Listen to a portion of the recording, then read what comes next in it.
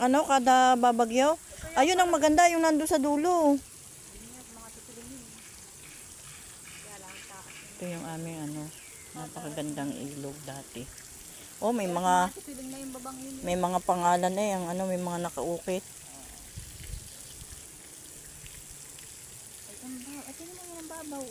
Kami yan, dito kami naglalaba, diyan sa may tulo na yan.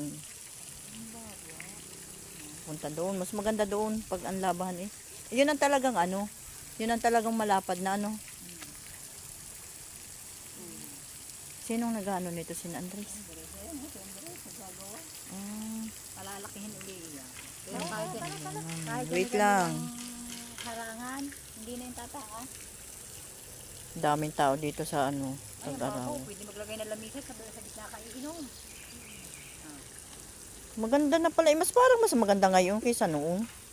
Sobrang babaw na nga. Kaya nga, mababaw. Yun na, doon yun yung kinaano. Tayo naman sa tara. Tayo maghahapon